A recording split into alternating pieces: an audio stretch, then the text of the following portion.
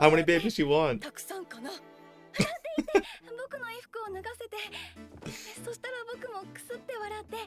Her impression of Rudy's pretty good. Hey guys, it's Daniel here, back with another video where I watch Mushoku Tensei in Japanese with Japanese subtitles and try to see how much I can understand. And then at the end of the reaction, I go back, I look up the words that I didn't understand, and while I'm doing so, if there are any particular lines that need researching, I go ahead and do that. Last episode was quite the doozy with Naoi Musuko. It led me down a path of watching just so many naked men wrestling, just too many naked men wrestling. If you want to go watch that video and watch my explanation at the end, go ahead and do that. The episode itself was pretty interesting. I, for some reason, thought that we were going to get to the climax of the Rudy and Sylphie part. I totally forgot there was a lot to do before that happens. And we end up just having Rudy meeting basically everyone he possibly knows, the entire school, including like Goriade, right? So yeah, pretty fun episode overall. There were some interesting interactions, there were some slightly important interactions, but the most important thing that happened was obviously Rudy realizing that Fitz is a girl, and also that his penis stood up. So that's good too. Looking forward to this episode. It is called Anata he, which just means to you. So yeah, there's not really a whole lot to analyze there, just gonna be to you. Obviously it's going to be romantic. I believe this is the penultimate episode of the first half of season 2, so I'm not really sure how they're going to wrap things up. In fact, because I completely botched my prediction for last episode by jumping the gun because I thought we were going to get there faster than we would, from now on I'm just not gonna go there. I'm not gonna try to predict anything. I'm just gonna watch it and try to enjoy it as it is. Along with that, I'm going to try to refrain as much as possible from being like, well, in the books it was this way, in the books it's that way during my reaction. It's probably annoying for you guys. I figured, you know, you guys have already watched the episode before you watch my reaction, so it doesn't really matter, but it probably is annoying just mentioning the books over and over and over again. I'll probably just do it by habit, but I'm gonna try to tone it down as much as possible. Basically, my strategy is to assume that there's someone with me who hasn't read the novels, and I'll try to not spoil it for them. In any case, because I'm not going to be predicting anything, that means I'm done with this intro. Let's just get into the episode. あなたへ。久しぶりに目覚めた相棒のことが気がかりで、あまり眠れなかった。俺の脳内はすでにフィッツ先輩のことでいっぱいだったが、相棒は知らん顔だ。しかし、That tired from getting a boner, huh? どうやって治療に入ればいいんだろうか。I swear, his height just always changes. Wasn't he like way shorter than Luke just the other day? I swear, like Rudy, he keeps looking so different. Like he looks thinner too.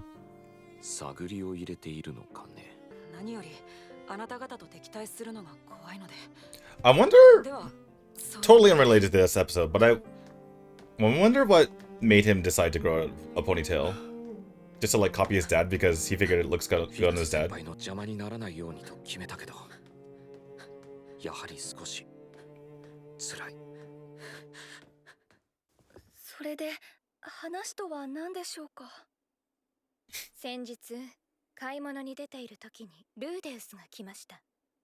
saw the way he looked at me. The way he looked at me. When I was you. フィッツが図書館でルーデウスに押し倒され、自分は男だと大声で宣言したという噂も耳に入ってきました。あなたはどうするのですか？ルーデウスを配下にする件についてはゆっくりでもいいと思っています。ですが、半年もの間何ら進展がないとなると、私としても一言ぐらいは言いたくなりますよ。Would you hurry it up? Pretty much what she's saying. Pretty much what she's saying. I'm sick of your bullshit. She pretty much said I'm sick of your bullshit. 彼に正体を明かしたらどうですか？シルフィー。僕は怖いのよ。No one can resist these soft hands. 何かしたいことがあるのではないですか？ I love how she says, isn't there something you want to do? I'd say do. ルディと添い遂げたい。 You just went there. よく言えました。それは今から考えましょう。 Yeah, you gotta try. You gotta shoot your shot. What's this music? やはり正面からブエナ村で一緒に育ったシルフィエットですというのがいいのではないでしょうか。無理ですね。思い出せないのですから完全に忘れているでしょう。Okay, I'm gonna say I said I wouldn't talk about the books, but I don't know why they have to go through all this trouble. I don't know why they have to go through all this trouble. Like, why couldn't you just go with Ariel's plan from the beginning? Just say I'm Sylphie. I don't understand all this trouble.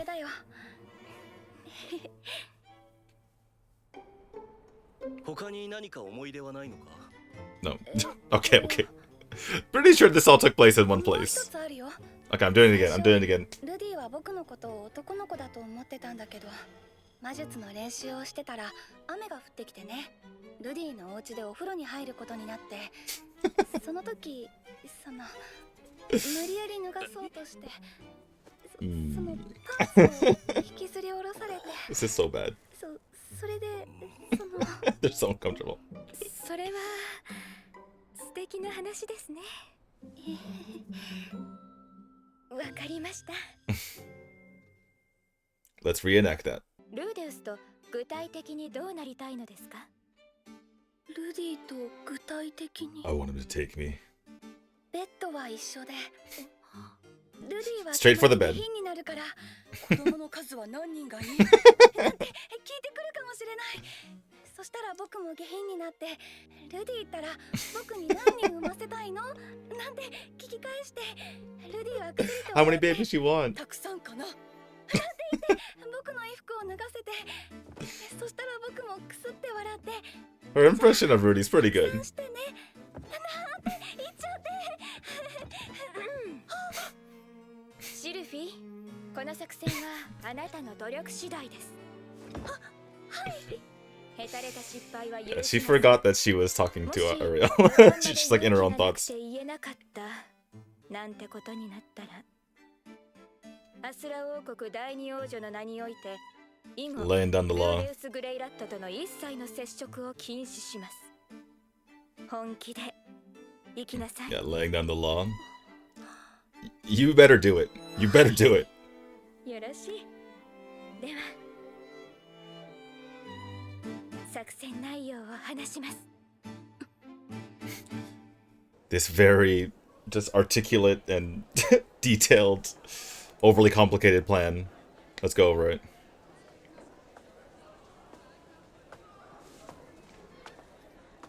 I feel like the number of bees at the school is like way over depicted in the anime. The bees are like 5% of the school? 10% of the school? ここじゃちょっと場所を変えよう。実はね、アリエル様、この間知り合いの貴族に雇っている用心棒のことで自慢されて悔しかったんだって。そこにしか生えてない花を取ってきたって言ったんだけど。And he knows the exact flower. 冬の間にしか咲かないフリーズフリンジドですね。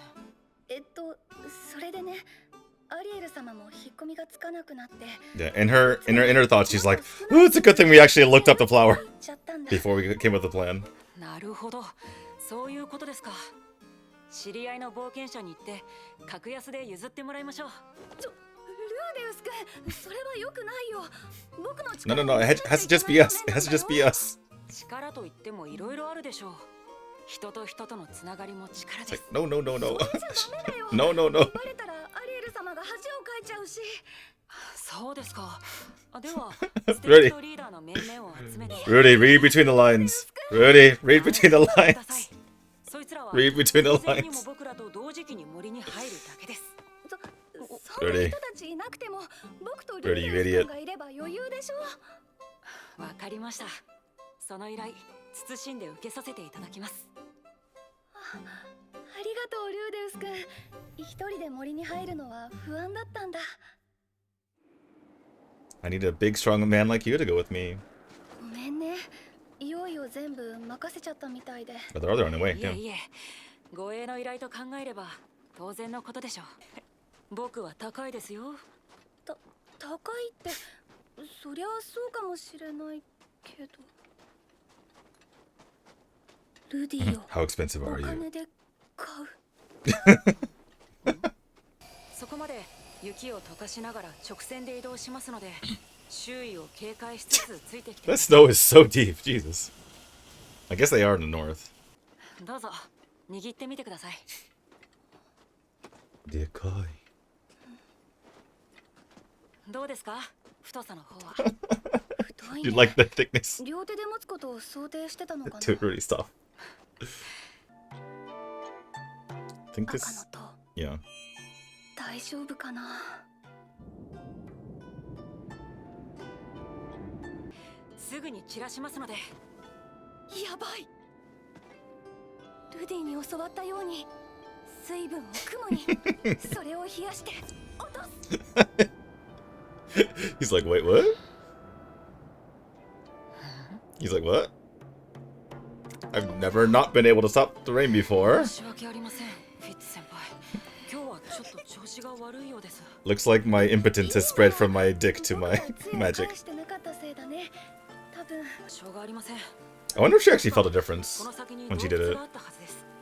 そこで雨宿りしましょう。 Like, obviously, when Rudy first used it, he, like, made this huge, like, water ball out of nowhere when he wasn't even trying, right? I wonder if, like, Sylphie felt the same thing. Yeah, she already planned this right out. She already knew that they were gonna go into that cave. フィッツ先輩はこれに気づいているのだろうか。顔には緊張がうかがえる。となれば気づいているな。これぐらいの妨害は想定内ということだ。 Rudy, you're so dumb. Rudy, you're so dumb. She noticed that someone's been messing with the weather. さて、ひとまずこれで OK だな。パンツはどうしようか。乾かした。 Do it like you did to me when we were 5 years old. How old were they? It's so bad. I want you to do it like you did to me when we were 5. 何かな。僕は後ろを向いて目をつむりますので、その間に魔術を使って服を乾かしてください。 But I want you to. I want you to do it. I don't hear anything. And I'm really good at hearing people undress. フィッツ先輩。 She's actually on the verge of dying. She's actually gonna die. It's so cold. せめて着替えてください。なんでしたら個室でも作りましょうか。あ、いや、 I mean, this is kind of part of the 俺 plan. が洞窟から出ていく。そうしましょう。それがいい。 That's why he's like, he's so panicking because she's gonna die in like a few hours if she stays like that. 風邪ひきますよ。 Okay, now he's starting to get it. そうだね。自分じゃ脱げないんだ。 I need a big, strong man like you. 僕はフィッツ先輩が女だと知ってるんですよ。 I mean, you did say that in the library. でも脱がせてくれないと僕死んじゃうかもしれないね。この赤く染まる耳、どこかで見たことはなかったか。 I wonder. I wonder. I mean, there are not that many elves in this area. 昔こんなことがあった。5歳か6歳の頃だったか。 All according to plan. 確かにあった。 Why was this plan necessary again? We're gonna remind of the time that he took off my clothes when we were 5. Why was this necessary? Just tell him the truth. We're going to make him remember. Oh, the gloves. The most important part. These soft hands. まだ一つ残ってるよ。 One? I mean, I guess. I guess if we're not getting completely naked, then I guess there's only one left.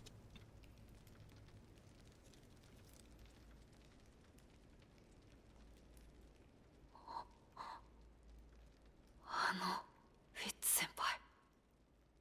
何？ルディ。 She calls him Rudy, when she used to call him Rudis-kun. フィッツ先輩の本名はシルフィエットというのではないでしょうか。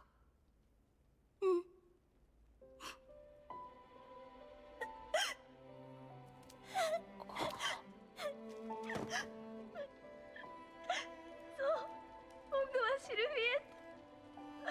上野村のシルフィエットです。やっと言えた。あの時と似ていた。彼女は相変わらず泣き虫だ。僕ずっと待ってたんだよ。上野村でずっと頑張ってたんだよ。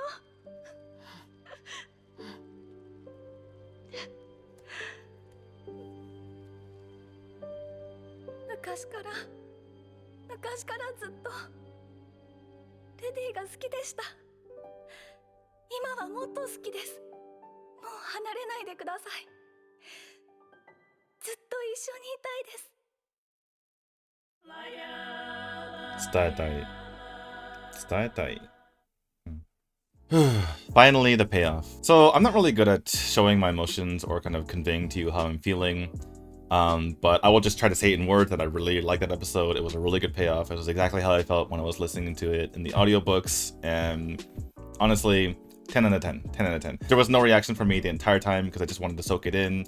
Kind of similar to how I reacted when they picked up Julie from the slave market. It just kind of like the moment was too big for me to really say anything. I don't want to ruin the moment by saying anything. I don't know. I just feel like maybe it looks like I'm bored. Maybe it looks like I'm like kind of disappointed. But no, I really love that episode.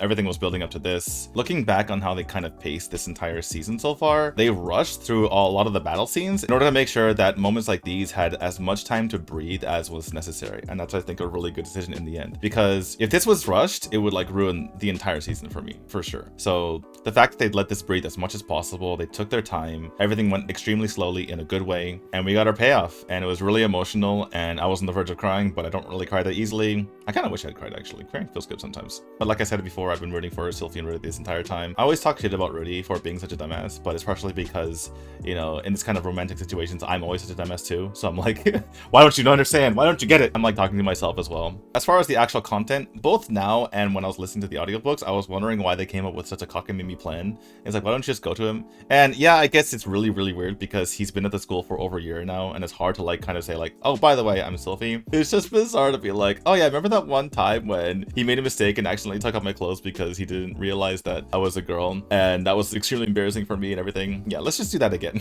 I don't know, I guess it worked. In the end, you know, seeing Sylphie tear up and finally getting it off her chest after all this time. I mean, she said it in her own words, right? Like, I've liked you since I was little. I was waiting for you the entire time in Buenamura. And the first thing he said to her was, nice to meet you, when he came over to the school for the first time. So and that kind of froze her in her tracks, and she couldn't really say anything. And then it's been an entire year, despite Luke and Ariel being like, what the hell are you doing? But the anime was as true to the source material as possible, I would say.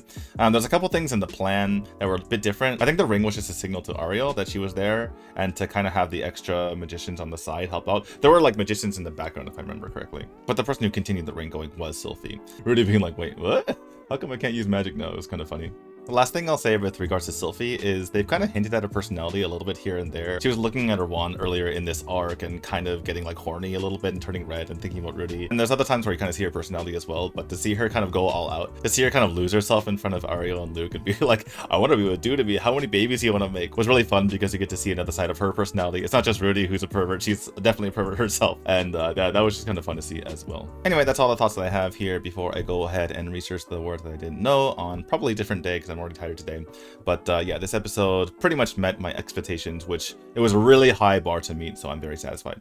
In past videos, I've talked about the different magic levels, I've talked about kanji readings that lead to translation confusion, the languages, and even some crazy references that the animation team came up with. But there really wasn't anything to take from this episode. So instead I'm going to talk about the author. I'm not really going to explain his background, I'm just going to drag you down into the rabbit hole that I've entered into and try to explain his weird pen name for a bit. So as most of you know, his name is Rifujin na Mago no te. The no is a particle, so please don't pronounce it like Mother's Basement does. Rifujin na Mago no te. 理不尽な孫の手 The first part, Rifujin or Rifujin na, just means unreasonable. There's not really much to explain there. Mago no te, on the other hand, means back scratcher, though the literal meaning is grandchild's hand, which is why you'll see back scratchers in Japan shaped like this. However, the real origin of the word comes from an ancient Chinese tale about a woman/fairy named Mako, or Magu in Chinese. マコマグ She's this beautiful young woman with long bird-like talons. By the way, the word for talon, claw, and fingernail are all the same in Japanese. So I assume you can kind of think of it as there's like talons coming out where her fingernails should be. So anyway, when some random dude sees her, he thinks to himself, man, it would feel really good to get a back scratch from her. And that's where it came from. Later, Mako, the name of the fairy, changed into Mago, or grandchild. And now every time I use a back scratcher, I'm going to think of either a lady with bird-like talons or a child's disembodied hand. Incidentally, this story story is also the origin of the phrase makosoyo, or things going exactly as one pleases, with the kanji here basically just meaning Mako scratches my itch. In any case, the author says that he had 5 usernames at the time, and he just combined 2 of them, and there's no particularly deep meaning to it. As far as the Mago-no-te part is concerned, he used to collect something called Mago-no-te Samurai, which apparently is just a sword-shaped back scratcher. He had 6 of them at one point, so he entered fighting game tournaments with the name Back Scratcher 6 Sword Style. Basically, this combination of kanji, which I'm guessing is read Mago-no-te Rokutoryu, I think. Apparently, they've all been bent or destroyed one way or another, so now he only has 1 left. Sag.